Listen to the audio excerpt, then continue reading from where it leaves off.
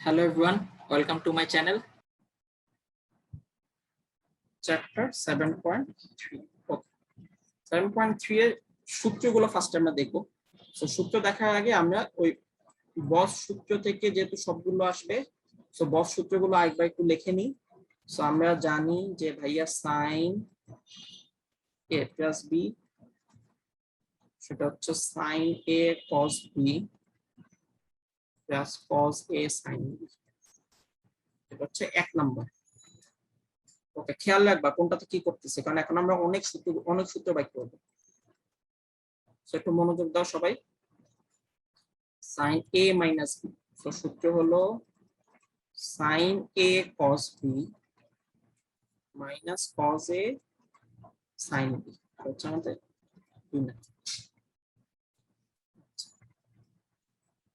এরপর হচ্ছে cos a plus b,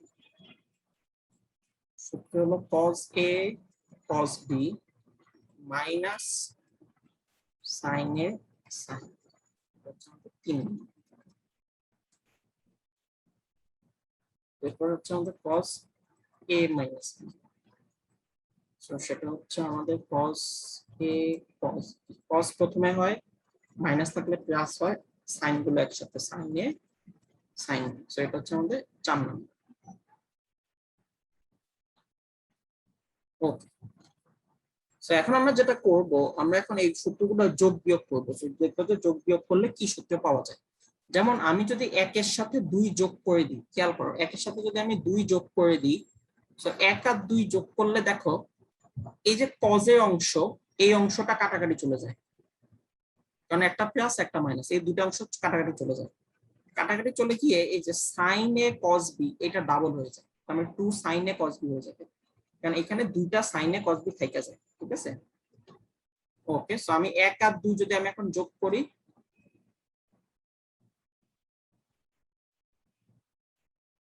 তাহলে আমরা নতুন আরেকটা সূত্র পাচ্ছি।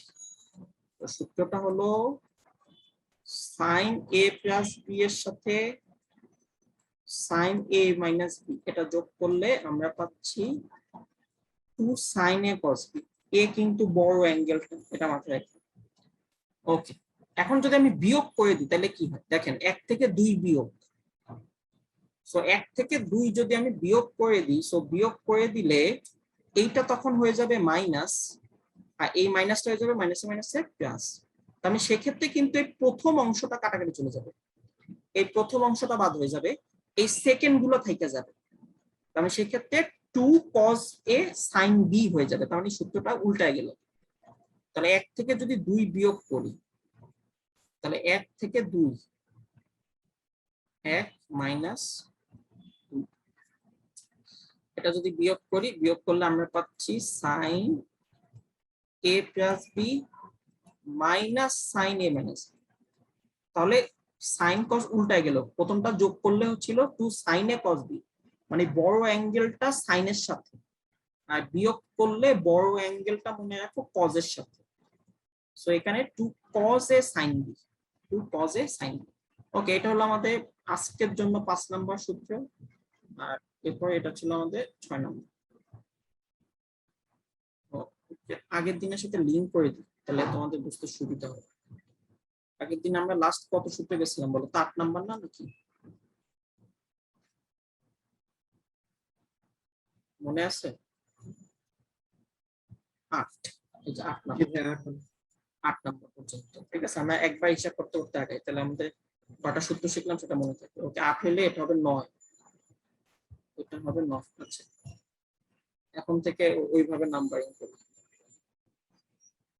ঠিক আছে, নাম্বার দিয়ে নাম্বার তাহলে ইজি হবে। ওকে, সো এটা হচ্ছে 9, এটা হচ্ছে আমাদের 10 নাম্বার সূত্র। সো যোগ করলে 2 sin a cos b, বিয়োগ করলে cos a sin b, 2 হবে কিন্তু, এটা কিন্তু 2 আসতেছে। ঠিক আছে, আচ্ছা এটা হলো 9, এটা হলো আমাদের 10। সো যোগ করলে বড় অ্যাঙ্গেলটা sin এর সাথে, বিয়োগ করলে বড় অ্যাঙ্গেলটা cos এর সাথে। আচ্ছা, এটা গেল 1 আর 2 যোগ বিয়োগ। এবার দেখো 3 আর 4 যোগ বিয়োগ। 3 আর 4 যদি আমি যোগ বিয়োগ করি, তাহলে যোগ করলে এই দেখো sin এর অংশটা বাদ হয়ে যাবে, এই দুইটা। যদি আমি 3 আর 4 যোগ করে দিই, তাহলে সেই ক্ষেত্রে আমাদের cos a cos b টা ডাবল থাকতেছে, 2 cos a cos b। তাহলে আমি যদি এখন 3 যোগ 4, তাহলে সেক্ষেত্রে আমাদের হচ্ছে cos a প্লাস b তার সাথে cos a মাইনাস b দুটো যোগ হচ্ছে, সো সেটা কি হচ্ছে 2 cos a cos b। হচ্ছে আমাদের 11 নম্বর সূত্র। ঠিক আছে, এটা হলো যোগ করলে। আচ্ছা, এবার দেখো 3 আর 4 যদি এখন আমি বিয়োগ করে দিই, সো 3 থেকে 4 বিয়োগ করলে এখানে মাইনাস থাকবে, এখানেও প্লাসটা মাইনাস হয়ে যাবে। তাহলে সেই ক্ষেত্রে এইটার সাথে এইটা কাটাকাটি চলে যাবে, এটার সাথে এটা কাটাকাটি চলে যাবে 3 থেকে 4 বিয়োগ করলে। আর যেই অংশটা থাকবে সেখানে দেখো এটাও মাইনাস এইটাও মাইনাস, তখন -2 সাইনে সাইন বি হয়ে যাবে যদি আমি 3 থেকে 4 বিয়োগ করে দিই। ঠিক আছে, তাহলে -2 সাইনে সাইন বি থাকতেছে। আচ্ছা, তাহলে আমরা দেখি যে আমরা 3 থেকে 4 যদি বিয়োগ করে দিই তাহলে কি পাচ্ছি। 3 থেকে 4 বিয়োগ, তো সেই ক্ষেত্রে আমরা পাচ্ছি cos a plus b minus cos a minus b। তখন আমরা পাচ্ছি -2 sin a sin b। আর এই মাইনাস দিয়ে যদি আমি গুণ করে দিই, গুণ করে দিলে আমার এটা উল্টায় গেল, cos a minus b minus cos a plus b equals to 2 sin a sin b। এর জন্যই cos এর সূত্রগুলো ব্যতিক্রম। এটা হচ্ছে আমাদের 12 নম্বর সূত্র। ঠিক আছে, সো দেখেন 10 আর 12 মধ্যে পার্থক্য দেখেন। 10 আমাদের sin a plus b minus sin a minus b সবগুলা সূত্রে 9, 10, 11 সবগুলা সূত্রে দেখো প্রথম অ্যাঙ্গেলটা হলো a plus b, প্রথম অ্যাঙ্গেলটা a plus b, পরের অ্যাঙ্গেলটা a minus b, প্রথম অ্যাঙ্গেলটা a plus b, পরেরটা a minus b সবগুলা সূত্রে। খালি এই লাস্টের সূত্রটাতে, এটা গেল 11, লাস্টে 12 নম্বর সূত্রটাতে উল্টা, a মাইনাস বি সামনে a প্লাস বি পিছনে। তো এই সূত্রটা স্পেশাল সূত্র, এটা মনে রাখবা যে কজে বিয়োগের সূত্রের সময় উল্টা হয়, মাইনাসটা সামনে চলে আসে। কজে বিয়োগের সূত্রটাতে উল্টা হয়, মাইনাস সামনে আসে। cos a minus b minus cos a plus b equals to 2 sin a sin b। ঠিক আছে, আচ্ছা এইগুলো আমাদের 12 নম্বর সূত্র। এখন আমার যদি অঙ্কে a plus b a minus b এবং ডাবল ডাবল অ্যাঙ্গেল না থাকা সিঙ্গেল সিঙ্গেল অ্যাঙ্গেল থাকে তখন কি করব? তাহলে সেই ক্ষেত্রে আমরা এই a plus b এটাকে আমরা ধরে নিচ্ছি অ্যাঙ্গেল c, এটাকে আমরা c কোণ ধরে নিচ্ছি। আর a minus b এটাকে আমরা ধরে নিচ্ছি d কোণ। তাহলে a plus b K c ধরতেছি, a minus b K d ধরতেছি। তাহলে সেই ক্ষেত্রে শুধু a এর মান আসে c plus d by 2। হিসাব করে দেখি, দুটা যোগ করলে টুয়াইস a আসে, 2 দিয়ে ভাগ করলে a এর মান পাওয়া যায়। একইভাবে শুধু b এর মান হয় c minus d by 2। c থেকে d মাইনাস করো, 2 দিয়ে ভাগ করো, দেখো শুধু b পাওয়া যায়। ঠিক আছে, আচ্ছা এই মানগুলা এখন আমি 9, 10, 11, 12 এই চারটা সূত্রে প্রতিস্থাপন করব।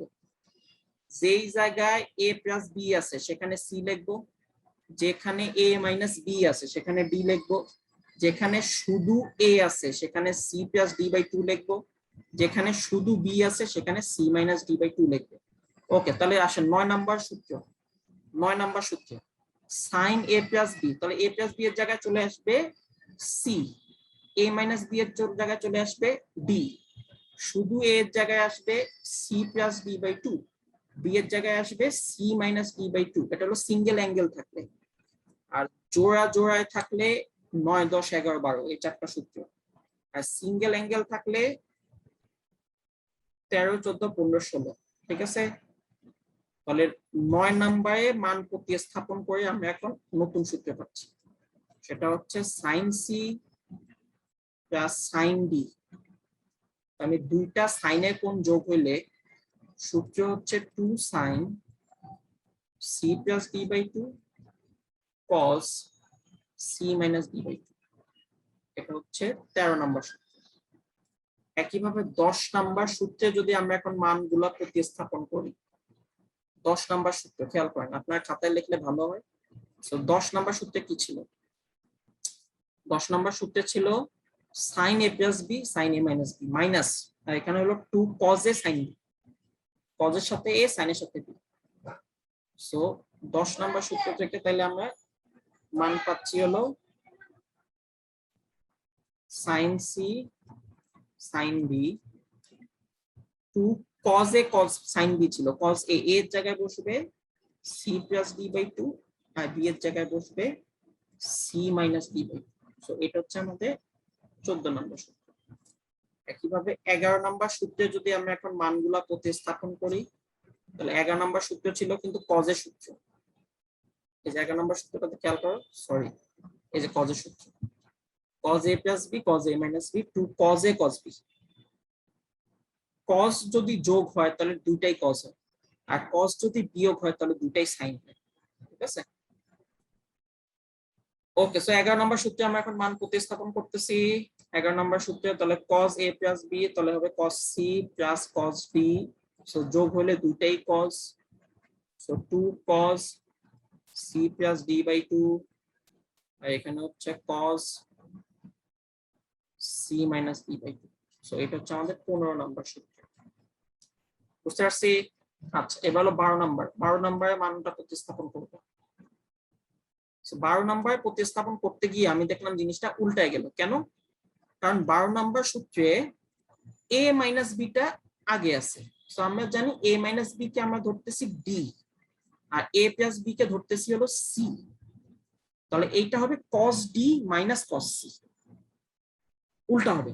মানটা বসাতে গিয়ে আমরা দেখলাম যেহেতু মাইনাসটা সামনে আছে তাহলে d টা সামনে যাবে, আর equals to 2 sin a sin b, এই পার্টটা ঠিক আছে। ঠিক আছে, সো 12 তে যখন আমি মান বসাতে গেলাম, 12 তে মান বসাতে গিয়ে আমরা দেখলাম যে আমার এখানে হচ্ছে cos d minus cos c equals to হচ্ছে 2 sin c plus d by 2 sin c minus d by 2। ঠিক আছে, আচ্ছা।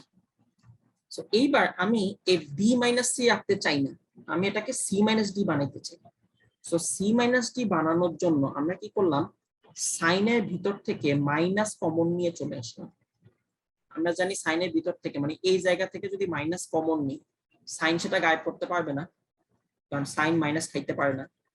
কজ আর সেক হলো মাইনাস গায়েব করতে পারে, তাহলে এইটা উল্টায় গেল d মাইনাস c বাই 2। তাহলে আমি এখান থেকে ভিতর থেকে মানে এই জায়গা থেকে আমি একটা মাইনাস কমন নিয়ে নিলাম, তাহলে c minus d minus common নিলে d মাইনাস c, সে মাইনাসটা সাইনের সামনে চলে আসবে, কারণ সাইনের ভিতরে মাইনাস থাকলে সামনে চলে আসে। এই মাইনাস দিয়া আমি এখন উভয় পক্ষে গুণ দিয়ে দিলাম, গুণ দিয়ে দিলে এইটা এখন ঠিক হয়ে গেল cos c minus cos d। কিন্তু 2 sin c plus d by 2 সব জায়গায় ছিল c মাইনাস d বাই 2, কিন্তু এখানে হয়ে গেল d মাইনাস c বাই 2, এই জায়গা আবার উল্টা গেল। তাহলে এইটা হলো আমাদের 16 নাম্বার সূত্র। ঠিক আছে, সো আমরা 9 10 11 12 থেকে আমরা আবার 13 14 15 16 চারটা সূত্র পাইলাম। প্রথমটা হলো দুইটা সাইনের যোগফল, যে কোনো দুইটা সাইন যদি যোগ আকারে থাকে, sine C plus sine B, 2 sin c plus d by 2 cos c minus d by 2। ঠিক আছে, সাইনটা যোগফলের সাথে থাকবে, সাইনটা বড় থাকবে, সাইন বড় থাকবে, এটা আমরা জানি। আবার সাইন দুইটা সাইন যদি মাইনাস হয় তাহলে cos হয় বড়, cos হবে বড়টার সাথে, যে cos। আবার cos এ যদি দুইটা যোগ হয় তখন দুইটাই cos, cos c plus d by 2 cos c minus d by 2, দুইটাই cos। আর cos এর বিয়োগের সূত্রটা সবসময় স্পেশাল। এখানে আমাদের এই 12 নাম্বার সূত্রে কি ছিল, a মাইনাস বিটা সামনে ছিল, আর এখানে সাইন এ সাইন বি ছিল। আর এখানে 16 নাম্বার সূত্রে cos c minus cos d মানে cd রাখার জন্য আমরা সাইনে এখানে উল্টায় ফেলছি।